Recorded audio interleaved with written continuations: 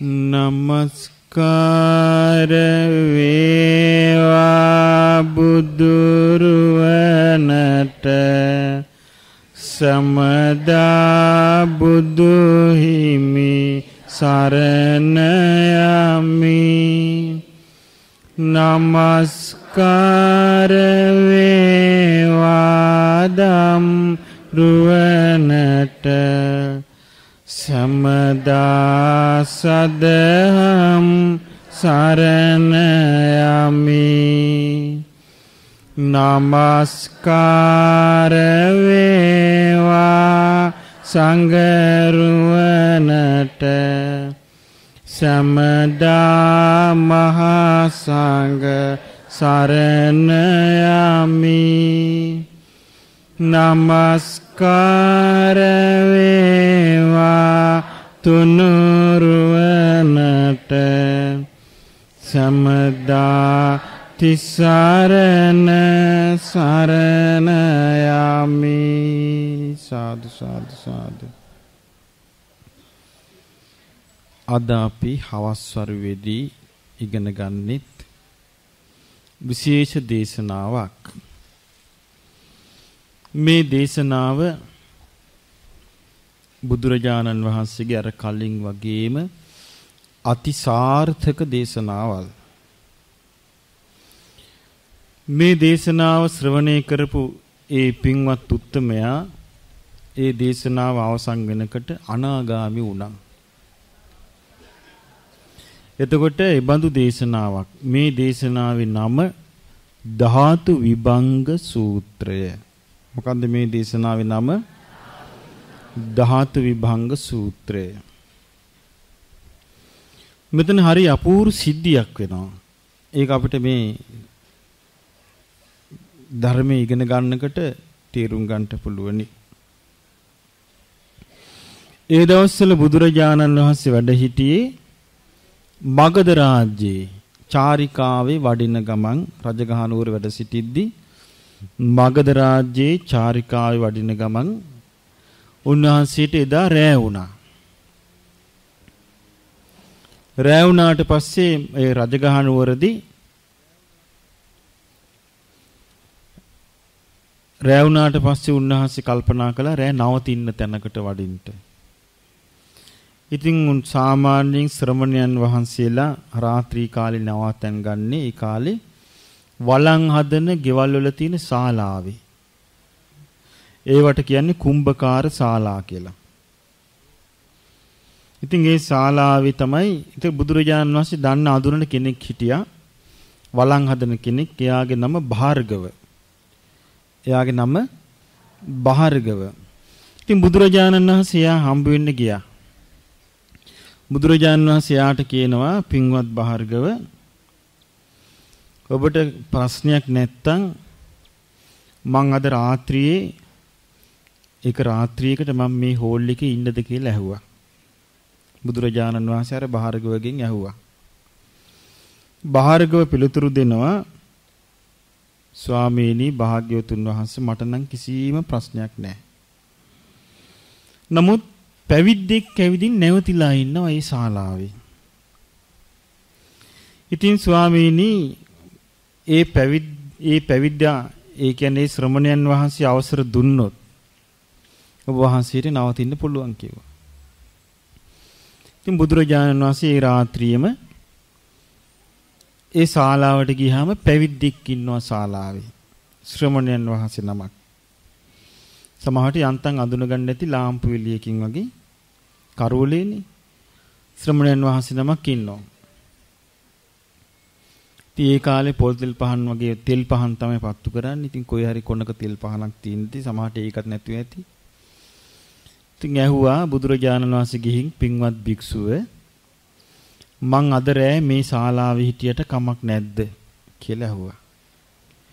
එතකොට ඒ භික්ෂුව උත්තර දුන්නා ආශ්මතුන් වහන්සේ කියලා කියන්නේ සමාන අයට එක්ක Tamanට බාල අයට කතා කරන වචනයක්. ආශ්මතුන් වහන්සේ කිසි ප්‍රශ්නයක් නැහැ. ඔබ වහන්සේ කැමති විදියට මෙහි ඉන්න කිව්වා. එතකොට දැන් මේ භික්ෂුව බුදුරජාණන් වහන්සේව බැහැ දකින්න යන කෙනෙක්. මේ කෙනාගේ නම පුක්කුසාති. මොකද්ද නම? ඔව් මෙයාට ආරංචි වුණා බුදුරජාණන් වහන්සේගේ ආරංචි වෙලා බුදුරජාණන් වහන්සේගේ නාමයෙන් එයා පැවිදි වෙච්ච කෙනෙක්. එතකොට බුදුරජාණන් වහන්සේව දැකලා කතා කළා නෙමෙයි. ඒ ශ්‍රී සද්ධර්මයේ අහලා නෙමෙයි. දැන් බලන්න ඒ ශ්‍රී සද්ධර්මයේ අහලා. දැන් අපි කොච්චරනම් අහනවද? ඒ අහලා ශ්‍රී සද්ධර්මයට එන්නේ නැතුව කේන්දර පස්සෙම කැරකෙනව නම් කොයිතරම් අවාසනාවක්ද නේ? දැන් බලන්න මේ ශ්‍රී සද්ධර්මයේ අහලා නැති. ශ්‍රී සද්ධර්මයේ මොකද්ද කියලා දන්නේ නැති කෙනෙක් බුදුරජාණන් වහන්සේගේ නම අහලා උන්වහන්සේගේ ගුණ සමූහය අහලා තමයි පැවිදි වුනේ. පැවිදි වෙලා දැන් එයත් ඒ හෝල් එකේ නැවතිලා ඉන්නවා. ඉතින් බුදුරජාණන් වහන්සේ මොකද කළේ? ඒ කුම්භකාර හෝල් එකේ ඒ බාහිරග උන්වහන්සේට පැදුරක් දුන්නා. උන්වහන්සේ පැදුර එලාගෙන වාඩි වුණා. වාඩි වෙලා භාවනා කළා. අර පුක්කුසාති භික්ෂුවත් පැදුර එලාගෙන ඒ පැත්තකින් එයාට ලැබිච්ච පැදුර එයා වාඩිලා භාවනා කරනවා. එතකොට මේ පැහැදිලිව පේනවා මෙයා ගිහි ජීවිතය අතහැරලා තනියම මහාන වෙච්ච කෙනෙක්. ඉතින් රාත්‍රී කාලේ ගෙවුනහම බුදුරජාණන් වහන්සේ කල්පනා කළා මේ අලුත් පැවිද්ද හරි හොඳයි නේ. මේ අලුත් පැවිද්ද මේ පැවිදි කෙනා හොඳට භාවනා කරගෙන සාන්තව තමන්ගේ පාඩුවේ ඉන්න කෙනෙක් නේ. මම මෙයත් එක්ක කතා බස් කරන්න ඕන කියලා හිතුණා. හිතලා බුදුරජාණන් වහන්සේ යාගෙන් අහනවා රාත්‍රී පින්වත් සුව ඔබ මහණුනේ කවුරු වෙනුවෙන්ද? ඔබේ ශාස්ත්‍රුන් වහන්සේ කවුද? ඔබ කාගේ ධර්මයටද කැමති කියලා ඇහුවා. අහනකට මෙයා කියනවා ප්‍රිය ආශ්මුතුන් වහන්සේ ශාක්‍ය වංශී කුමාරයෙක් ඉන්නවා. දැන් මේ කායකද කියන්නේ? බුදුරජාණන් වහන්සේත් එක්ක ශාක්‍ය වංශී කුමාර ඒ ශාක්‍ය වංශින් නික්මිලා පැවිදි වෙලා උන්වහන්සේගෙන් ශ්‍රම. ඉතින් එයාගෙන් අහන ඔබ දන්නවද උන්වහන්සේගේ ගුණ? උන්වහන්සේ නික්කලස් සුත්තමේ. ඒකේ තේරුම අරහං. උන්වහන්සේට ගුරුවරයෙක් නැහැ ධර්ම අවබෝධ කරන්න. ඒකේ තේරුම සම්මා සම්බුද්දයි. උන්වහන්සේ අවබෝධයට අනුකූල වූ ජීවිතයක් ගෙවනවා. අනුත්තර විද්‍යාචරණ සම්පන්න. උන්වහන්සේ නිවන් මඟ සොයාගෙන නිවනට පැමුණුණා. සුගත. උන්වහන්සේ සෑම ලෝකයක් ගැනම අවබෝධයකින් යුක්තයි. ලෝකවිදු. උන්වහන්සේට පුළුවන් මේ ලෝක සත්‍යව නිවන් මගේ දමනය කරන්නට. අනුත්තර පුරුෂ ධම්ම සාරති. උන්වහන්සේ තමයි දෙවියන්ටයි මිනිසුන්ටයි නිවන් මඟ කියලා දෙන්නේ. සත්තා දේ මනුස්සානං. උන්වහන්සේ අවබෝධ කරගත්තු ධර්මයේ අනිත්‍යයට කියලා දුන්නා. බුද්ධ. මේ සීල ගුණයන් දැරීමට තරම් භාග්‍ය සම්පන්නයි. අන්න උන්වහන්සේ වෙනුවෙන් තමයි මම මහාන වුණේ. උන්වහන්සේ තමයි මගේ මං හරි කැමති උන්වහන්සේගේ ධර්මයට. දැන් ඔබෙන් ඇහුවොත්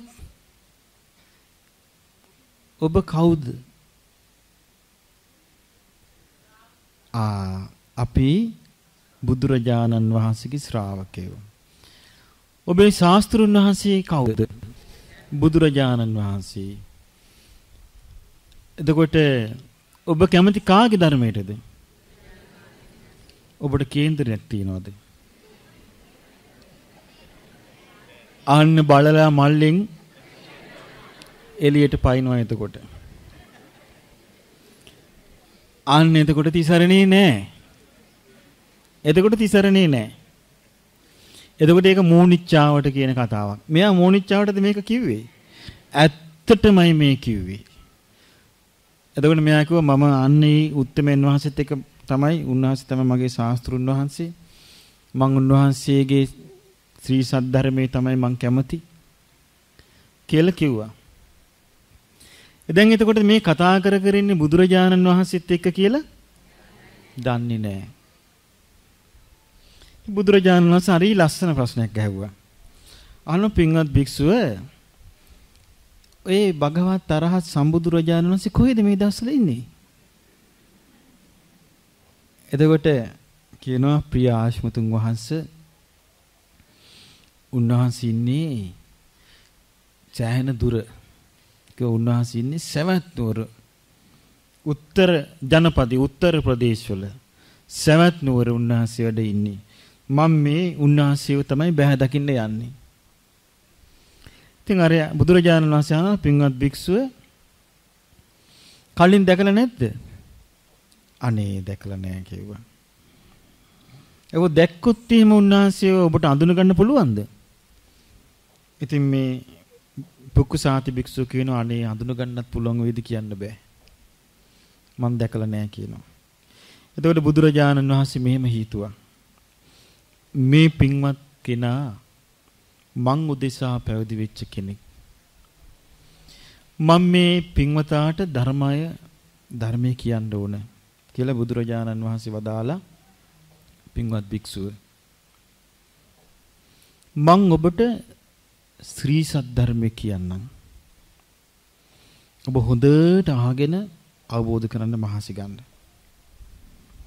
ඉතින් යත් ප්‍රිය හොඳයි ආශ්මතුන් වහන්සේ කියලා දැන් ඔන්න අහගෙන දැන් මේ කුඹල්හල ඇතුලේ රාත්‍රී කාලේ බුදුරජාණන් වහන්සේ එක පැදුරක වාඩි වෙලා අර පුක්කුසාති එක පැදුරක වාඩි වෙලා අහගෙන ඉන්නවා බුදුරජාණන් වහන්සේ ඒ පින්වත් කෙනාට ධර්මයේ දේශනා කරනවා. හරි ලස්සන ධර්මයක් මේ ධර්මයේ. හරිම මිහිරි රසවත් ධර්මයක්. උන්වහන්සේ වදාරනවා පින්වත් භික්ෂුව මේ ජීවිතේ කියන්නේ ධාතු 6ක්. උන්වහන්සේ ඉස්සල්ලාම දේශනා කරනවා මේ ජීවිතේ කියන්නේ ධාතු 6ක්. ඊළඟට උන්වහන්සේ වදාලා මේ ජීවිතය කියන්නේ ස්පර්ශ ආයතන 6ක්. දැන් ධාතු 6 කියන වචනේ ඔබට සමහර විට අලුත් වෙන්න පුළුවන්. මොකද ඔබ හැමතිස්සෙම අහලා තියෙන්නේ මොකද්ද? ධාතු 4යි. ඔව්. පඨවි ආපෝ තේජෝ වායෝ. මෙතන ධාතු 6ක්. පඨවි ආපෝ තේජෝ වායෝ ආකාශ විඥාන. දැන් පස්සේ විස්තර වෙනවා ඔක්කොම ධාතු 6ක්. ජීවිතය කියන්නේ ස්පර්ශ ආයතන 6ක්. ස්පර්ශ ආයතන 6ක් කියන්නේ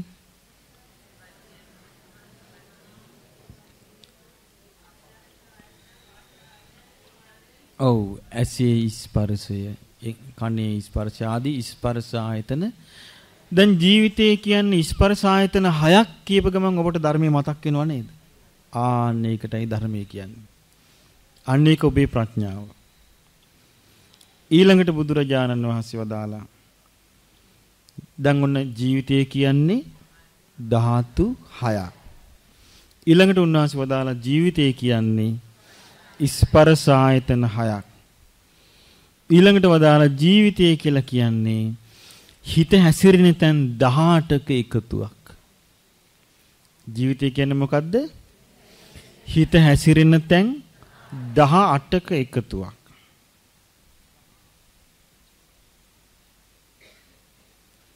බුදුරජාණන් වහන්සේ හදලා ඔන්න ඔය ජීවිතේ අදිෂ්ඨාන 4කින් දියුණු කරන්න ඕන. අදිෂ්ඨාන කීයකින්ද? 4කින් දියුණු කරන්න ඕනේ. ඊට පස්සේ ඒකේනා ඒ අදිෂ්ඨාන 4න් දියුණු කරන ජීවිතයේ තුල කිසිම හැඟීමක් පවත්වන්නේ නැත්නම් මොන හැඟීමක්ද මේ කියන්නේ? මම කියලා හෝ මගේ කියලා හෝ මගේ ආත්මය කියලා හෝ කිසි හැඟීමක් පවත්වන්නේ නැත්නම් අන්න එයාට කියනවා සාන්ත මුනිවරයා කියලා. දැන් මේක හොඳට මතක තියාගන්න. දැන් බලන්න මේ බුදුරජාණන් වහන්සේ එයාගේ ප්‍රඥාවට ගෝචර වෙන ආකාරයට මේ ධර්මයේ කියා දෙන තාලේ උන්වහන්සේ වදාලා ජීවිතය කියන්නේ ඉස්ලාම වදාලා ජීවිතය කියන්නේ ධාතු 6ක්. ජීවිතය කියන්නේ ස්පර්ශ ආයතන 6ක්. ජීවිතය කියන්නේ සිත හැසිරෙන තැන් 18ක් 18ක එකතුවක්. මේ ඊළඟට ජීවිතේ දියුණු කරන්නට තියෙන්නේ අදිෂ්ඨාන 4කින්. ඊට පස්සේ එයා අදිෂ්ඨාන 4කින් දියුණු කරන ජීවිතය තුළ හැඟීමකට එන්නේ නැත්තම් ඒ කියන්නේ මම මාගේ ආත්මය කියන හැඟීමකට එන්නේ නැත්තම් එයාට තමයි සාන්ත වූ මුනිවරයා කියන්නේ කියලා උන්වහන්සේ වදාලා ප්‍රඥාව තියෙන්නේ අප්‍රමාද වෙන්න. ඔන්න ඊළඟට උන්වහන්සේ දැන් දේශනා කරගෙන යනවා. මොකද්ද? ප්‍රඥාව තියෙන්නේ අප්‍රමාදී වෙන්නයි. සත්‍ය තියෙන්නේ රකින්නයි.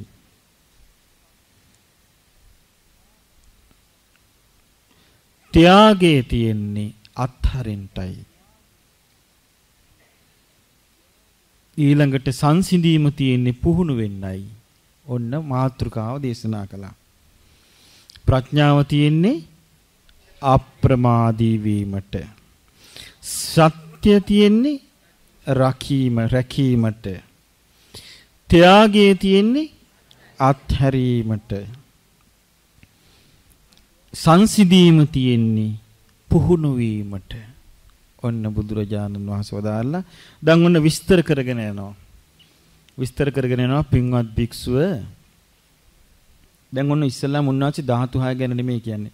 ධාතු 6 ගැන ලොකු විස්තරයක් කරන්න ඉස්සර වෙලා උන්වහන්සේ මේ සාරාංශ කළා දේශනා කරනවා. කෙනා පින්වත් භික්ෂුව ස්පර්ශ ආයතන 6ක් මේ ජීවිතේ. මේ ජීවිතය කියන්නේ මොකද්ද? ස්පර්ශ ආයතන 6ක්. මොනවාද ස්පර්ශ ආයතන 6? ඇහැයි රූපයයි විඥානයයි එකතු වෙනවා. කනයි ශබ්දයයි විඥානයයි එකතු වෙනවා. නාසයයි ගඳ සුවඳයි විඥානයයි එකතු වෙනවා. දිවයි රසයයි විඥානයයි එකතු වෙනවා. කයයි පහසයි විඥානයයි එකතු වෙනවා. මනසයි අරමුණුයි විඥානයයි එකතු වෙනවා. ආන්නේ ඒක තමයි ජීවිතේ. එතකොට ඔබට මතක් වෙන්නේ කාවද මෙහෙම කියනකට? තමන්ව මතක් වෙන්න ඕනේ. එතකොටයි ධර්මයේ දකින්නවා කියන්නේ. මේ කියන්නේ මං ගැනනේ කියලා මතක් වෙන්න ඕනේ. එතකොට ස්පර්ශ ආයතන 6ක එකතුවක් තමයි ජීවිතය කියලා කියන්නේ. ඊළඟට බුදුරජාණන් වහන්සේ වදාලා ජීවිතය කියලා කියන්නේ හිත හැසිරෙන තැන් 18ක එකතුවක්. ඔන්න උන්වහන්සේ දේශනා කරනවා ඇහින් රූපයක් දැකලා සැප විඳීම ඔස්සේ හිත හැසිරෙනවා. දුක් විඳීම ඔස්සේ හිත හැසිරෙනවා. උපේක්ෂාව ඔස්සේ හිත හැසිරෙනවා. තුනයි. එතකොට ඒකේ තුනයි. ස්පර්ශ ආයතනේ පළවෙනි ස්පර්ශ ආයතනෙන් තුන් ආකාරයට හිත හැසිරෙනවා. කණින් ශබ්දයක් අහලා සැප විඳීම ඔස්සේ හිත හැසිරෙනවා. දුක් විඳීම ඔස්සේ හිත හැසිරෙනවා. උපේක්ෂා විඳීම ඔස්සේ හිත හැසිරෙනවා. එතකොට 6යි. නාසයෙන් ගඳ සුවඳ ආග්‍රහණය කරලා සැප විඳීම ඔස්සේ හිත හැසිරෙනවා. දුක් විඳීම ඔස්සේ හිත හැසිරෙනවා. උපේක්ෂා විඳීම ඔස්සේ හිත හැසිරෙනවා. එතකොට 9යි. එතකොට දිවෙන් රස විඳලා සැප විඳීම ඔස්සේ හිත හැසිරෙනවා. දුක් විඳීම ඔස්සේ හිත හැසිරෙනවා. උපේක්ෂාව ඔස්සේ හිත හැසිරෙනවා. එතකොට 12යි. කයින් පහස විඳලා සැප විඳීම ඔස්සේ හිත හැසිරෙනවා. දුක් විඳීම ඔස්සේ හිත හැසිරෙනවා. උපේක්ෂාව විඳීම ඔස්සේ හිත හැසිරෙනවා. එතකොට 15යි. මනසට අරමුණක් සිතලා සැප විඳීම ඔස්සේ හිත හැසිරෙනවා. දුක් විඳීම ඔස්සේ හිත හැසිරෙනවා. උපේක්ෂා විඳීම ඔස්සේ හිත හැසිරෙනවා. ඕක තමයි කිව්වා ජීවිතය කියන්නේ. ජීවිතය කියන්නේ ඕක නෙමෙයිද? ඕක තමයි ජීවිතය. අපිට මහා ලොකුවට පේන්නේ ඕක. මහා සාර බාහිර හැටියට පේන්නේ ඔච්චරයි ජීවිතය කියලා. ඊළඟට බුදුරජාණන් වහන්සේ දේශනා කරනවා මහණෙනි මේ ජීවිතයේ අදිෂ්ඨාන 4ක් ඇති කරගන්න පුළුවන් එකක්. අදිෂ්ඨාන කීයක්ද? 4ක්. ඒ අදිෂ්ඨාන 4 මොනවද? ප්‍රඥාව, සත්‍යය, ත්‍යාගය, සංසිඳීම. ප්‍රඥාව, සත්‍යය, ත්‍යාගය, සංසිඳීම. ප්‍රඥාව තියෙන්නේ මොනවටද? අප්‍රමාදී වීමටයි. ප්‍රඥාව මොකේටද තියෙන්නේ? අප්‍රමාදී වීමටයි. සත්‍ය තියෙන්නේ රැක ගැනීමටයි, ආරක්ෂා කිරීමටයි. ත්‍යාගය තියෙන්නේ අත්හැරීමටයි. සංසිඳීම තියෙන්නේ පුහුණු වීමටයි කියලා දැන් ඔන්න බුදුරජාණන් වහන්සේ කියනවා මහණෙනි ප්‍රඥාවෙන් අප්‍රමාදී වෙනවා කියන්නේ මෙන්න මේකයි කියලා ඔන්න දැන් විස්තර කරනවා. අර ඉස්සල්ලාම දේශනා කරපු මාතෘකාව. දැන් බලන්න උන්වහන්සේගේ දැන් උන්වහන්සේ තේරුම් ගත්ත මේ පුක්කුසාතිට මෙන්න මේ විදිහට මේක තෝරලා දෙන්න ඕන කියලා. ඉතින් උන්වහන්සේ දැන් ධාතු 6 විස්තර කරනවා. කියනවා පින්වත් භික්ෂුව මේ ජීවිතය තුළ ධාතු 6ක් තියෙනවා. ධාතු කීයක්ද?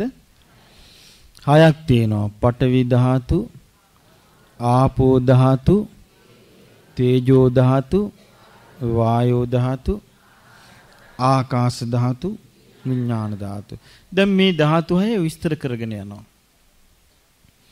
කියන පින්වත් භික්ෂුව තමා තුලක් තියෙනවා පඨවි ධාතු, Tamanගෙන් බාහිරක් තියෙනවා. ඒ කියන්නේ අපි තුලක් තියෙනවා පඨවි ධාතු, අපින් බාහිරක් තියෙනවා. දැන් ඔන්න විස්තර කරන්න ඕනසි තමා තුල තියෙන පඨවි ධාතු.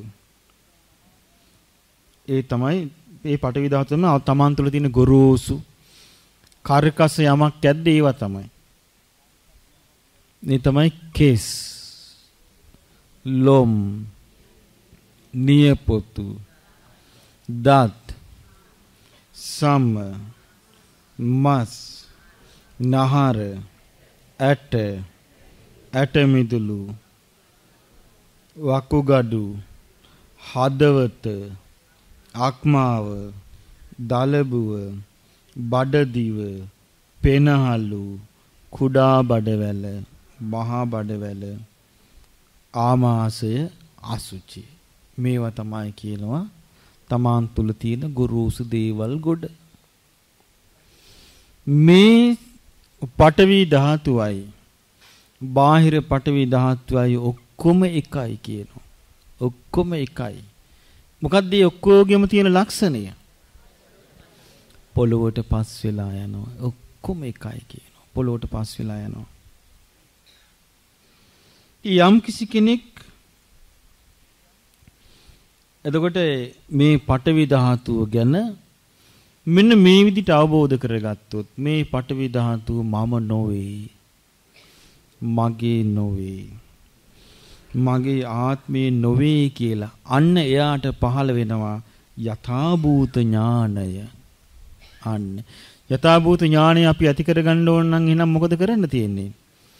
නුවණින් විමසන්න ඕනේ මේවා මම නොවේ, මගේ නොවේ, මගේ ආත්මේ නොවේ කියලා නුවණින් විමසන්න ඕනේ. යථාභූත ඥානය ඇති වුනහම මොකද වෙන්නේ?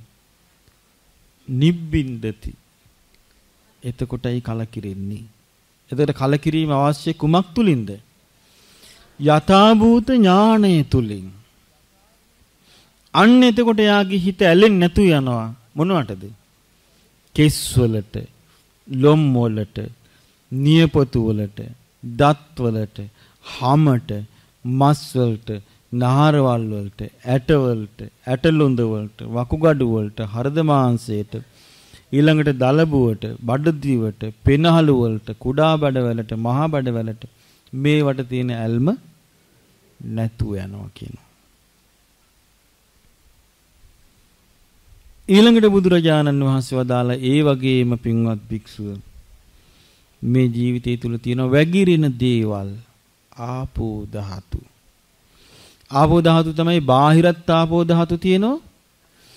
තමා තුලත් ආපෝ ධාතු තියෙනවා. තමන් තුල වැగిරින ගතියෙන් වැగిරින ස්වභාවයෙන් යමක් ඇද්ද? ඒක තමයි තමන් තුල තිබෙන ආපෝ ධාතුව. ඒ තමයි මොනවද?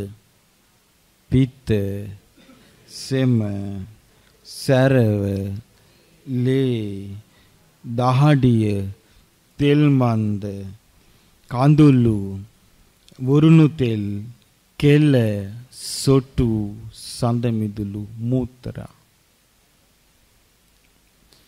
යම් කිසි කෙනෙක් මේ ආපෝ ධාතුවයි බාහිර ආපෝ ධාතුවයි දෙකම එකයි කියලා දැනගත්තොත් ඒ කෙනා ඒ ආපෝ ධාතුවේ ඇත්ත ස්වභාවය තේරුම් ගත්තොත් එයා ඊට පස්සේ නුවණින් විමසන්න කියනවා මේ ආපෝ ධාතුව මම නොවේ, මගේ නොවේ, මගේ ආත්මේ නොවේ කියලා නුවණින් විමසන්න කියනවා.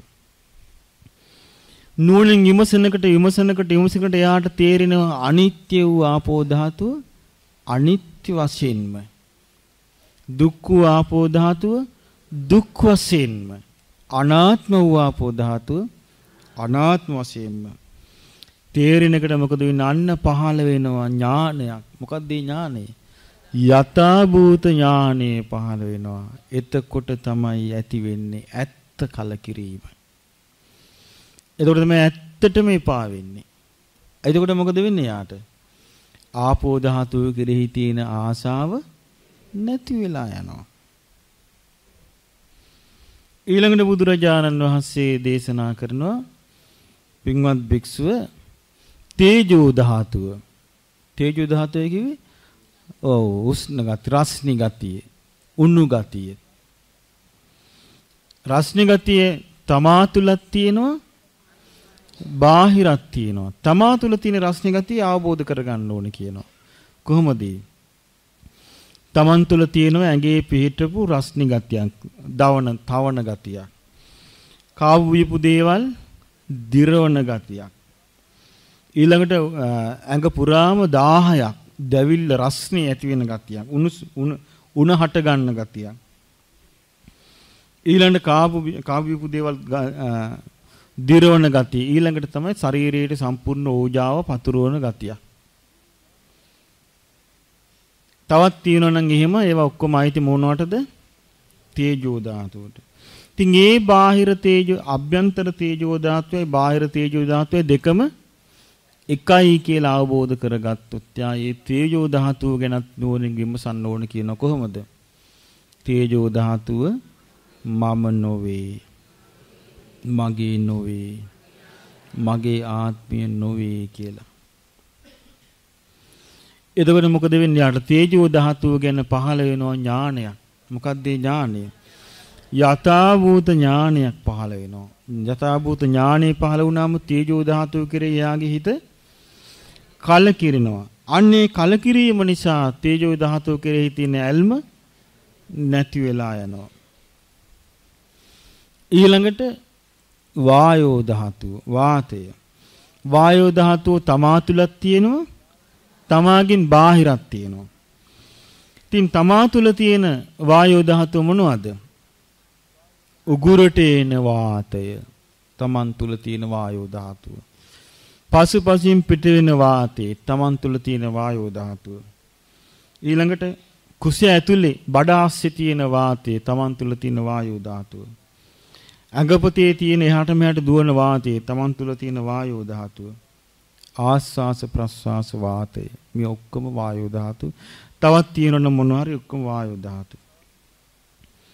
ඒතර යා බලන්න කියනවා මේ වායෝ ධාතු මාත්‍රයක් තියෙන්නේ. ඉතින් ඒ නිසා මේ වායෝ ධාතුව යාන්ට නුවණින් විමසන්න කියන කොහොමද? මේ වායෝ ධාතුව මම නොවේ, මගේ නොවේ, මගේ ආත්මෙ නොවේ කියලා දැන් කවුරු දිහා බලාගෙනද මේ විමසන්න තියෙන්නේ? Taman දිහා බලාගෙන. මෙහෙම විමසනකොට එයාට ඇති වෙනවා වායෝ ධාතුව ගැන මොකද්ද? යථාභූත ඥානයක් ඇති වෙනවා. ඒ යථාභූත ඥානය ඇති වෙනකොට එයාට ඇති වෙනවා මොකද්ද? කලකිරීම ඇති වෙනවා. අන්න කලකිරීම ඇති වුණාමයි එයාට ඒ කෙරෙහි තියෙන ඇල්ම නැතු වෙන්නේ. දැන් ඔබ හිතලා බලන්න ඕනම දෙයක් කෙරෙහි ඔබට යාළුවෙක් ඉන්නවා කියමු. ඒ යාළුවාට ඔබ යම්කිසි වැඩක් පවරනවා කියමු. යාළුවා ඒක කරන්නේ නැතුව ඔබට ලොකු වංචාවක් කළොත් යාළුවා ගැන ඔබට ඇති වෙන්නේ ප්‍රසාදයක්ද? මොකක්ද ඇති වෙන්නේ? කලකිරීමක්. එතකොට යාළුවා කෙරෙහි තියෙන ඇල්මට මොකද වෙන්නේ? ඇල්ම නැති වෙනවා. එහෙනම් අපිට පේනවා සාමාන්‍ය ජීවිතයේ ගත්තත් යම්කිසි දෙයකට ඇල්ම නැති වෙන්නේ කලකිරීම නිසා. ඒ ගැන කලකිරීම නිසා. ඒතර මේ කියන්නේත් ඒකමයි. කලකිරීම ඇති වෙනාම තමයි ඇල්ම නැති වෙන්නේ. නමුත් මේකේ කියනවා ඒ කලකිරීම නිකන් කලකිරීමක් නෙමෙයි. මොකද්ද? යථාභූත ඥානයකින් ඇති වෙන කලකිරීම. ඊළඟට බුදුරජාණන් වහන්සේ ඒ පුකුසාති භික්ෂුවට කියනවා භික්ෂුව ආකාශ ධාතු. ආකාශ ධාතු කියන්නේ අවකාශය. අවකාශය කියන්නේ ඉඩකඩ. දැන් ඔන්න මේ ශාලාව හිස් වෙලා තියෙන එකට ශාලාවේ තිබුණා මොකද්ද? අවකාශ ධාතු. දැන් මේ අවකාශ ධාතු කෝ? දැන් ඇහිරිලා ගිහිල්ලා නේ. එහෙමනම් මේ අවකාශ ධාතු නිට්ටිද අනිත්‍යද? ආන්නේ වගේ බුදුරජාණන් වහන්සේ දේශනා කරන යමක් පවතින තියෙන ඉඩකඩත් බාහිර තමා තුලක් තියෙනවා, බාහිරක් තියෙනවා. තමා තුල පවතින තියෙන ඉඩකඩ තමයි මේකේ තියෙනවා කන් සිදුර. කන් සිදුර අවකාශයක් තියෙනවා. ඇඟිල්ල ගැහුවොත් ඒ අවකාශයට මොකද වෙන්නේ? ඇහිරෙනවා. නාස් සිදුර. ඒ අවකාශයක් තියෙනවා. ඒක වැහෙනවා. මුඛ සිදුර. අවකාශය ඒ වගේම තියෙනවා මේ කාපු බීපු දේවල් බඩ ඇතුළට යන්න අවකාශයක් තියෙනවා. ඉඩකඩක්. ඒක තමයි අවකාශය. අපි කිම හොඳට කාලා බීලා බඩ පිරලා තියෙන වෙලාවක නම් ඒ අවකාශිකෝ. ඒක නෑ. ආන්න එහෙනම් ඒ වගේ ඒ අවකාශය තියෙනවා. ඒ අවකාශයත් නුවණින් විමසලා වඩන්න කියනවා මේක මම නොවේ, මගේ නොවේ, මගේ ආත්මේ නොවේ කියලා. එතකොට මේ අවකාශය ගැන යම්කිසි ආසාවක් ඇල්මක් තියෙනවා නම් මොකද වෙන්නේ? ඒ ඇල්ම නැති වෙනවා. මොකද ඒ නැති වෙන්න හේතුව? යථාභූත ඥානයේ ඇතිවීමෙන් කලකිරෙනවා. කලකිරුණාට පස්සේ ඒ කෙරෙහි හිත ඇලෙන්නේ නැති වෙනවා. දැන් ධාතු කීයක් කිව්වද? 5ක් කිව්වා.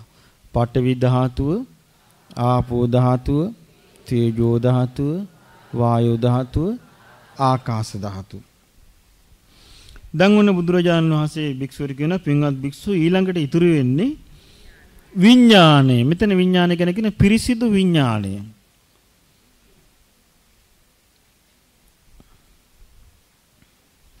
විඥාණය මොකද්ද දැනගන්නේ? මෙතන තියෙන විඥාණය කියන විඥාණය මොකද්ද දැනගන්නේ? විඥාණයෙන් දැනගන්නවා සැපය දැනගන්නවා. ඊළඟට දුක දැනගන්නවා. උපේක්ෂාව දැනගන්නවා. දැන් එතන ඉඳලා විඥාණයෙන් දැනගන්න දේ ගැන අනිත්‍ය වශයෙන් වඩන්න කියනවා. කොහොමද? ඒ කියනවා මෙහෙම. සැපසහගත විඳීමක් ඇතිවන්නේ කුමක් නිසාද කියන්නේ? සැපසහගත ස්පර්ශය නිසා සැපසහගත විඳීම හට ගන්නවා. සැපසහගත ස්පර්ශය නැතිවීමෙන් සැපසහගත විඳීම නැති වෙලා යනවා. දුක්සහගත විඳීමෙන් දුක්සහගත ස්පර්ශය හට ගන්නවා. දුක්සහගත විඳීම ස්පර්ශය නැතිවීමෙන් දුක්සහගත විඳීම නැති කියලා යනවා. එතකොට දුක්සහගත විඳීම ඇති වෙන්නේ මොකෙන්ද? දුක්සහගත ස්පර්ශයෙන්. දුක්සහගත ස්පර්ශය නැතිවීමෙන් දුක් විඳීම නැති වෙලා යනවා.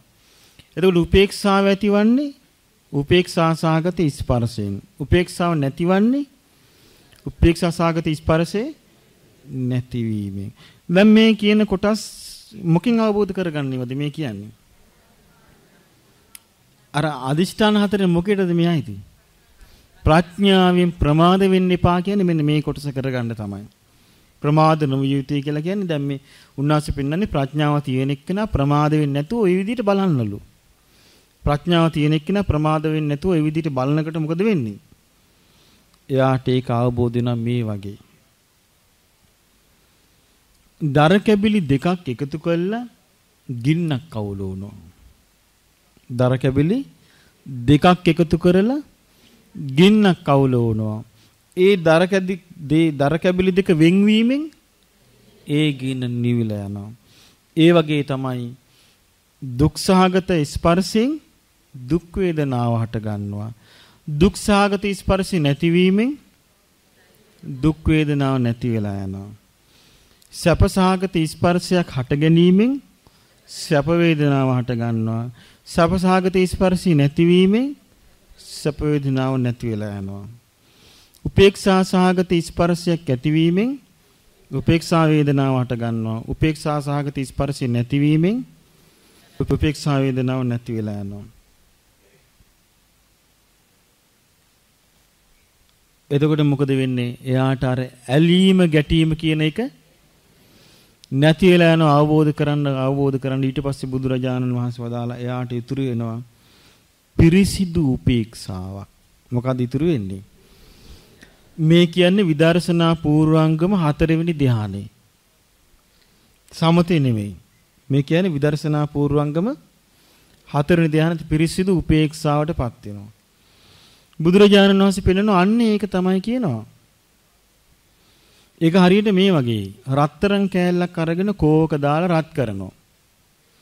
ඉතින් රත් කර වතුර ඉහි රත් කරන්නේ. එතකොට කලින් කලට වතුර ඉහි රත් කරනකොට මොකද වෙන්නේ? ඒ රත්තරන් කෑල්ල හොඳට හැදෙනවා කැටයම් කරන්න පුළුවන් ආකාරයට. අන්න ඒ රත්තරන් කෑල්ලෙන් තමයි කරාබු හදන්නේ, මාල හදන්නේ, කැටයම් කරන්නේ, ඔක්කොම කරන්නේ හොඳට රත් කරපු රත්තරන් වලින්. අන්න ඒ වගේ තමයි කියනවා මේ පිරිසිදු උපේක්ෂාව, ප්‍රභාස්වර උපේක්ෂාව.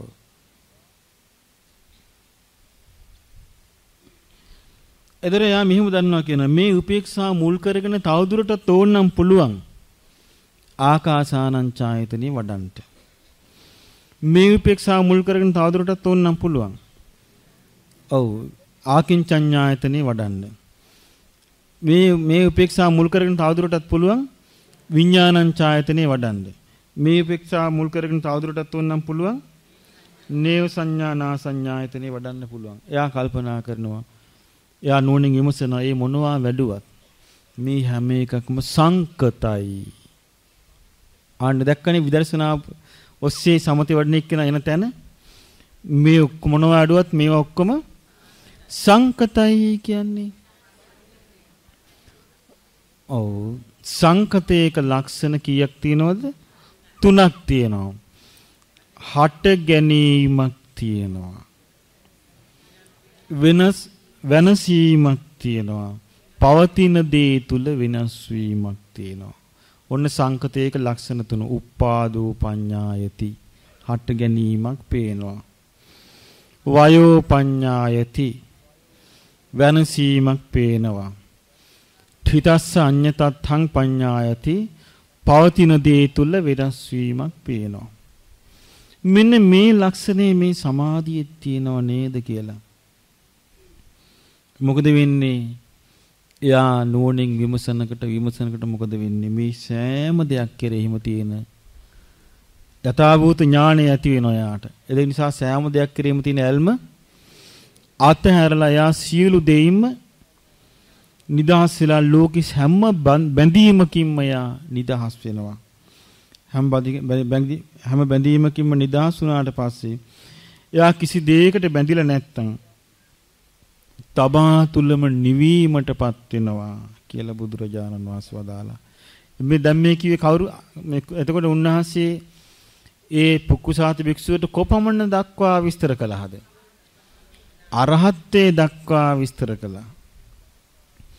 ඊට පස්සේ කියනවා රාතන් වහන්සේ ගැන ඔන්න විස්තරයක්. ඒ ජීවිත අවබෝධය ලැබූ කෙනා සැප විඳීමක් ඇති වුණාම දන්නවා දැන් ඒ සැප විඳීම අනිත්‍යයි කියලා.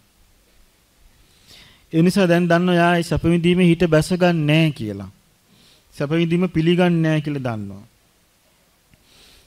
දැන් සාමාන්‍ය ජීවිතය ගත කරන එක්කිනාට සැප විඳීමක් ඇති වුණොත් මොකද වෙන්නේ? සැප විඳීම පිළිගන්නවා. ඊළඟට සැප විඳීමේ බැස ගන්නවා. සැප විඳීම සතුටින් පිළිගන්නවා. ඒක කෙරේ මුලා වෙනවා. ඊට පස්සේ මොකද කරන්නේ? පූජාවට්ටියක් අරගෙන යනවා. ගිහිල්ලා කියනවා මොකද්ද? අනේ මේ වැයින් අපිව වෙන් කරන්න එපා. අපිට තව තවත් මේ ලෞකික දියුණුව සැපේ ලබා දෙන්න කියලා ඉල්ලනවා. ඇයි දන්නේ නැහැ මේක ස්පර්ශයේ ප්‍රත්‍යයෙන් හටගන්න එකක් කියලා. එහෙම එකක් නැද්ද? තියෙනවා. ඒ අවබෝධي නැති එක්කෙනා අවබෝධي තියෙන කෙනා දන්නා සැප විඳීමක් ඇති වුණා මේක අනිත්‍යයි. අවබෝධයක් ඇති වෙච්ච නිසා හිත ඒක බැස ගන්නෑ. ඒක හිත පිළිගන්නේ. දුක් වේදනාවක් හටගත්තාම දන්නවා මේ දුක් වේදනාවත් අනිත්‍යයි කියලා ඒක පිළිගන්නේ බැසගන්නේ. අවබෝධය නැති වෙච්ච කෙනාට දුක් වේදනාවක් හටගත්තොත් කේන්දරයේ ගත්තා දිව්වා. අනේ මොකද දන්නේ අපිට මෙච්චර කරදර කියලා බලන්න යනවා. පුතඥය කරන දේවල් මේ කියන්නේ. ඊළඟට මොකද කරන්නේ? කේන්දරකාරයා කියනවා මොකද්ද? රාහු. ඒතර ඒ දුක හට අරන් තියෙන ස්පර්ශේ ප්‍රත්‍යයෙන් නෙමෙයි. රාහු ප්‍රත්‍යයෙන්.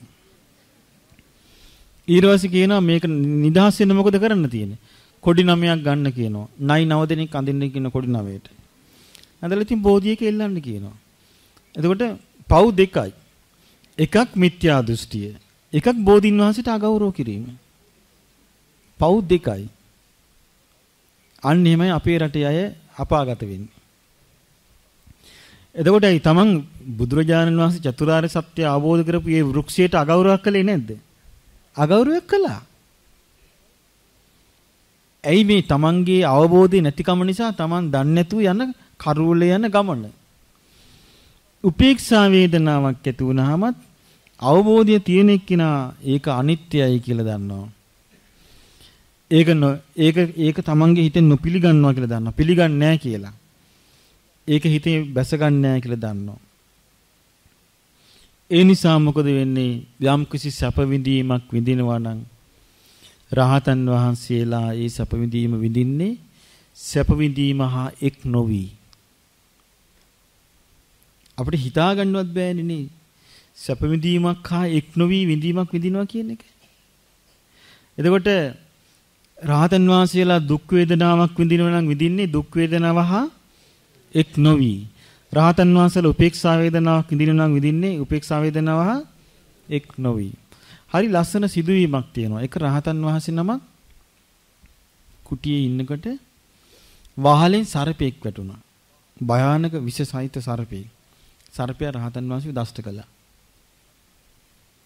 දෂ්ට කළාට පස්සේ රහතන් වහන්සේ අනිත් ස්වාමීන් වහන්සේලාට කිව්වා අනේ ඇවැත්නි මෙන්න මේ ඇඟ අරන් ගිහලා නැහැ පැත්තට දාන්න කිව්වා. ඔබට පුළුවන් ද ඒක කියන්න? අන්න වෙනස. රහතන් වහන්සේ කියනවා දැන් මේ වෙලාව හරි දැන් බිඳිලා යයි. ඔන්න දැන් සතෙක් දෂ්ට කළා මේ ඇඟට. මේ ඇඟ අරන් ගිහලා පිළිකණ්ඩෙන් තියන්න කිව්වා. එතන උන්වහන්සේ ඇඟට ගන්න බෑ. මේ ඇඟ අරන් ගිහලා පිළිකණ්ඩෙන් තියන්න.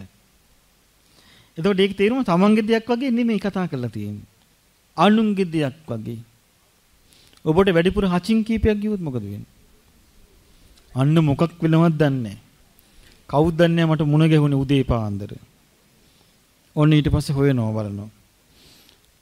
එතකොට බලන්න කොයිතරම් වෙනසක්ද කියලා ඒ අනවබෝධයයි අවබෝධය අතර වෙනස. කොයිතරම් වෙනසක්ද? එක්ක අසනීපයක් වුණොත් කියනවා අපිටම මේවා වෙන්නේ. අපිටම මේවා වෙන්නේ. අපි මෙච්චර පින් දහම් කරනවා. ඇයි අපිට වෙන අරුන් අර හොඳට ඉන්නකො උන්ට වුණා. එහෙම කියනවනේ. එතකොට බලන්න ඒක තමයි කියන්නේ අනවබෝධයයි අවබෝධය අතර වෙනස. අවබෝධය තිබිච්ච රහතන් වහන්සේ මොකද්ද කිව්වේ? මේ ඇඟ අරගෙන ගිහලා අන්න දාන්නකෝ එහා පැත්තට. ඉතින් අනිත් ස්වාමීන් වහන්සේලා මොකද උන්වහන්සේලා රහතන් වහන්සේලා වෙන්නේද? ඒ ස්වාමීන් වහන්සේ උසෝගෙන ගිහිල්ලා පිළිකණෙන් තිබ්බා විතරයි පිරිනුවම් පෑවා.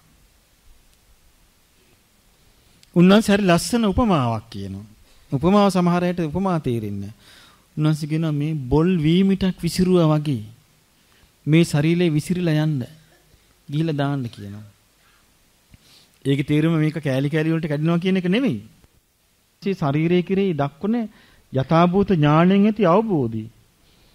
බොල් වීමිටක් විසිරෙනා වගේ මේක විසිරීලා යන්න තියන්න කියනවා කියලා පිටිපස්සෙන්. අන්නේ නිසා එතකොට අපි යම් දවසක අපි කවුරු හරි අපි රහත් වුණොත් ඔබ අපි කවුරුත් එදාට අපි තේරුම් ගනී මේ විඳින වේදනාවල් ඔක්කොම විඳින්නේ මේ ජීවිතේ තියෙනකන් විතරයි. කය තියෙනකන් විතරයි කයට බැඳෙන වේදනාවල් ඔක්කොම විඳින්න තියෙන්නේ. මේ ජීවිතේ තියෙනකන් විතරයි ජීවිතේ තියෙන වේදනාවල් විඳින්න තියෙන්නේ. පිළිගන්නේ නැත්තම් මුකුත් හැදෙන්න මුකුත් නැහැ. නිදහස් වෙනවා. ඒක බුදුරජාණන් වහන්සේ වදාලා මේ පහනක් නිවිල යනවා වගේ කියලා පිරිනුවන් පෑම. පහනක් නිවිල යනවා වගේ. කොහොමද? පහනක් තියෙනවා, තෙලුත් තියෙනවා, වැටිත් තියෙනවා. දැන් පහන් සීලක් දැල්වි තියෙනවා. දැන් තෙල් දාන්නෙත් නැහැ, කවුරුත් වැටි දාන්නෙත් නැහැ. එතකොට මොකද වෙන්නේ? තෙලුයි වැටි ඉවර වේගන යනකොට පහන ටිකෙන් ටික අඩු වෙලා ගිහිල්ලා පහංගලි සම්පූර්ණ නිවිල යනවා. අන්න ඒ වගේ කියනවා මේ ජීවිතේ විඳින යමක් ඇද්ද මේ සියලුම වේදනාවල් විඳීම් මේ කය තියෙනකන් විතරයි කියනවා තියෙන්නේ. මේ ජීවිතේ තියෙනකන් විතරයි තියෙන්නේ. ඊට පස්සේ ඔක්කොම නිවිල යනවා කියනවා. අන්න ඒකයි පරිනිබ්බාන කියන්නේ. ස්පර්ශේ සදාටම නිරුද්ධ වෙනවා. එතකොට විඳීම නිරුද්ධ වෙලා ඉවරයි. අන්නේ විමුක්තිය, අන්නේ අවබෝධය. ඒ විමුක්තිය තමයි කියනවා සත්‍යය. ඒක තමයි කියනවා සත්‍යය. ඒ විමුක්තිය වෙනස් වෙන්නේ අකුප්පා, අකෝප්පයයි. එහෙනම් කෙනෙක් සෝවාන් වුණා නම් ලබන විමුක්තිය වෙනස් වෙන්නේ නැහැ. සකදාගාමී වුණා නම් ලබන විමුක්තිය වෙනස් වෙන්නේ නැහැ. අනාගාමී වුණා නම් ලබන විමුක්තිය වෙනස් වෙන්නේ නැහැ. අරහත් වුණා නම් ලබන විමුක්තිය වෙනස් වෙන්නේ. එහෙමනම් මාර්ගඵල පිරිහෙනවද නැද්ද? පිරිහෙන්නේ නැහැ. මාර්ගඵල පිරිහෙන්නේ නැහැ. ලංකාවේ අයට නම් හම්බ වෙනවා පිරිහෙනවා. දන්නවද ඒක? මාර්ගඵල එක තැන් වලින් ගිහිල්ලා ගන්නවා. රහසේ කමටහන් දෙන තැන් තියෙනවා. හොරෙන් අඬ ගහලා උපදෙස් දෙනවා. උපදෙස් දීලා ඉවරලා මාර්ගඵල දෙනවා. සෝවාන් කරනවා, සකදාගාමි කරනවා, අනාගාමි කරනවා, අරහත් කරනවා. ටික කාලයක් යනකොට ඒව නැති වෙලා යනවා. ඊට පස්සේ මතයකට එනවා මොකද්ද? මාර්ගඵල පිරිහෙනවා. ඇයි? ඵලයට සමවදින්න බැරි වුණොත් පිරිහෙනවා කියලා. එතකොට බුදුරජාණන් වහන්සේගේ ධර්මයේ එතකොට එහෙමනම් උන්වහන්සේගේ විසඳුම සාර්ථකද අසාර්ථකද? අසාර්ථකනේ. එහෙමනම් මේ නින්දාව කෙලිම කාටද යන්නේ? බුදුරජාණන් වහන්සේටනේ. ඒ මතේ හිටියොත් හරි වැඩේ වෙන්නේ. ඒ මතේ කවුරු හරි හිටියොත් එහෙම බුදුරජාණන් වහන්සේ පෙන්වා දෙනවා. ඒ බඳු මතයක හිටියොත් එහෙම අත්හරින්න නැතුව එක්ක නිරේ එක්ක තිරිසන් යෝනි. ඔන්න ධර්මයේ වැරදවා අල්ලගත්තොත් වෙනදී. බුදුරජාණන් වහන්සේ විස්තර කරන මේ සත්‍ය ගැන කියද්දි මේ චතුරාර්ය සත්‍ය ගැන කියද්දි ඒක වෙනස් වෙන්නේ. වෙනස් වෙනෝ නම් යමක් ඒකයි අසත්‍ය. වෙනස් වෙනෝ නම් යමක් ඒකයි අසත්‍ය. යමක් සත්‍ය නම් ඒක වෙනස් වෙන්නේ නැති එක. ඒක තමයි අමා මහ නිවන. අන්න එතකොට දැන් ඔන්න බුදුරජාණන් වහන්සේ ප්‍රඥාව ගැන කියාපු කොටස ඉවරයි. ප්‍රඥාවෙන් අප්‍රමාදී වෙලා සත්‍ය තියෙන මොකේද කිව්වේ? ආරක්ෂා කරන්න. ඒ සත්‍යය තමයි චතුරාර්ය සත්‍යය. ආරක්ෂා කරනවා කියන්නේ මොකක්ද? එයාගේ ජීවිතය තුලම තියෙන්නේ. දැන් රහත් වුණොත් එම් මොකද ජීවිතය තුල තියෙන්නේ? චතුරාර්ය සත්‍ය විතරයි, වෙන මොකුත් නැහැ. ඒකයි චතුරාර්ය සත්‍ය විතරයි. ඊට පස්සේ ත්‍යාගය තියෙන්නේ මොකේද? අත්හරිනවා කියන. දැන් අපි ත්‍යාගය කියනවා. ත්‍යාගය කියන වචනේ තේරුම මොකද්ද? අත්හරින්නේ මොකද්ද? ආසාව අත්හරින්නේ. අපි යමක් කෙනෙකුට දෙනවා. මොකක්ද අත්හැරියේ? ආසාව අත්හැරියේ. ආසාව අත්හැරියේ. අන්න ඒ වගේ අපි බුදුරජාණන් වහන්සේ පෙන්වන නියම අත්හැරීම කියලා කියන්නේ මොකද්ද? කෙලෙස් අත්හැරීම. ඕකට මතක ධම්මචක්ක සූත්‍රයේ තියෙනවා. දුක්ඛ නිරෝධේ විස්තර කළා. යෝ තස්සායේව තණ්හාය ආසේසි විරාග නිරෝධෝ ඡාගෝ. ඡාගෝ කිවි අත්හැරීම, ත්‍යාගය. පටිනිස්සග්ගෝ දුරු කිරීම, මුත්‍ති නිදහස් වීම, අනාල. ඒ වගේ මේක කියනවා පරමෝ අරියෝ චාගෝ යදිදං සබ්බූපදීපටි නිස්සග්ගෝ. ආර්ය ත්‍යාගය කියලා කියන්නේ සියලු කෙලෙසුන් දුරින්ම දුරු කිරීමයි කියනවා. නියම ත්‍යාගය. නියම අත්හැරීම මොකද්ද? සියලුම කෙලෙසුන් දුරු කිරීමයි කියනවා. කියනවා ඒ කාලේ යාට අවිද්‍යාව සහගත වෙන එකට යම් කෙලෙස් තිබුණාද? ඒ කෙලෙස් මුළු මනින්ම දුරු කළා. මුළු මනින්ම නැති කළා. නැත්තර නැති කළා දාලා. ඒකට අවිද්‍යාව සහගත වින්දේදී යම් කිසි තරහක් තිබ්බද ඒ තරහ සම්පූර්ණයෙන්ම අත්හරිනවා. අවිද්‍යාව සහගත වින්දේදී යම් මෝහයක් තිබ්බද ඒ මෝහය ඇයි එයාට විද්‍යාව පහළ වෙලා. විද්‍යාව පහළ වෙලා නිසා රාගය, ද්වේෂය, මෝහය සම්පූර්ණයෙන්ම අත්හැරියා. අන්න ඒකට තමයි කියන්නේ ත්‍යාගය අත්හරින්න ඕන. දැන් ඔන්න අදිෂ්ඨාන හතරෙන් තුනක් කිව්වා. මොනවද ඒ? ප්‍රඥාව මක් කරන්න ඕනේද? අප්‍රමාදී වීමට තියෙන්නේ ප්‍රඥාව. ඊළඟට සත්‍ය තියෙන්නේ ආරක්ෂා කිරීමට. ඊළඟට ත්‍යාගය තියෙන්නේ අත්හැරීමට. සංසිඳීම තියෙන්නේ පුහුණු වීමට. දැන් යා මුලින් පුහුණු වුණා. ඊට පස්සේ මොකද වුනේ? දැන් යාට සංසිඳිලා ගියා. පුහුණු වෙච්ච ආකාරයෙන් සංසිඳිලා ගියා. මොකද සංසිඳිලා ගියේ? එයාට තිබුණ අදහසක්, හැඟීමක් තිබුණා. මේවා ගැන මේ මම කියලා. ඒ හැඟීම සංසිඳුණා. මම වෙමි කියලා හැඟීමක් තිබුණා. ඒ හැඟීම සංසිඳුණා. මට ආයෙමත් උපදින්න ඕන කියලා හැඟීමක් තිබුණා. ඒ හැඟීම සංසිඳුණා. මට ආයෙමත් උපදින්න ඕන නෑ කියලා හැඟීමක් තිබුණා. ඒ හැඟීම සංසිඳුණා. මම රූපී ලෝකයක උපදිනවා කියලා හැඟීමක් තිබුණා. ඒ හැඟීම සංසිඳුණා. මට අරූපී ලෝකයක උපදින්න ඕන කියලා හැඟීමක් තිබුණා. ඒ හැඟීම සංසිඳුණා. මට අසඤ්ඤ ලෝකෙ උපදින්න ඕන කියලා හැඟීමක් තියෙනවා. අසඤ්ඤ ලෝකෙක උපදින්න ඕන කියන හැඟීම මොකක්ද ඒකේ තේරුම? හිතයි කයයි නැතුව මට ඉන්න ඕන කියලා හැඟීමක් තියෙනවා. ඒ හැඟීමත් සංසිඳුණා. බුදුරජාණන් වහන්සේ වදාළේ සංසිඳුනේ කොහොමද? මඤ්ඤිතං බික්ඛු රෝගෝ, මහණෙනි හැඟීම අසනීපයක්. මඤ්ඤිතං ගණ්ඩෝ, ඒ හැඟීම තුවාලයක්. මඤ්ඤිතං සල්ලං, ඒ හැඟීම හුලක්. ඒ නිසා ඒ සියලු දේ ඉක්මවා ගියාම එයාට කියනවා ශාන්ත මුනිවරයා කියලා. හරි ලස්සනට බුදුරජාණන් වහන්සේ කියනවා මහණෙනි පින්වත් භික්ෂුව ඒ මුනිවරයා න ජායති, උපදින්නේ නැහැ. න ජීයති, දිරන්නේ නැහැ. න මීයති, මැරෙන්නේ නැහැ. න කුප්පති, කෝප වෙන්නේ නැහැ. න විහෙසති, විහෙසෙන්නේ නැහැ. ඒ නිසා මොකද වෙන්නේ? කිපෙන්නේ නැති නිසා, වෙහෙසෙන්නේ නැති නිසා මොකද වෙන්නේ? එයාගේ ජීවිතය තුළ සම්පූර්ණයෙන්ම කිසිම හැඟීමක් නැතුව මම මාගේ මට අයිති කියන කිසි හැඟීමක් නැති, කිසි හැඟීමක් නොපවතින මුනිවරේ බවට පත් වෙනවා. බුදුරජාණන් ඕන්න ඕක තමයි කිව්වා ධාතු විභංගය කියන්නේ. පුක්කුසාති භික්ෂුවට මොකද වුනේ? එයා ඒක දේශනාව අහගෙන ඉවරනකටම සක්කාය දිට්ඨි, විචිකිච්ඡා, සීලබ්බත පරාමාස, කාමරාග, පටිග සම්පූර්ණයෙන්ම හිතින් අයින් වෙලා ගියා. අපිට කරගන්න බැරිද? පුළුවන්ද? පුළුවන්. මොකද්ද බාධාව? කේන්දරේ. මං යලි යලි එක කියන්නේ මට පැහැදිලිවම ප්‍රශ්නේ පේන නිසා. පැහැදිලිවම මම ප්‍රශ්නේ අඳුනගත්තු නිසා. අර බුදුරජාණන් වහන්සේ දේශනා කළානේ මේ සංසාර නැමැති ගේ හදන වඩුවා කවුද කියලා හොයාගෙන යද්දී ගේ හදන වඩුවා අහුණා නේද?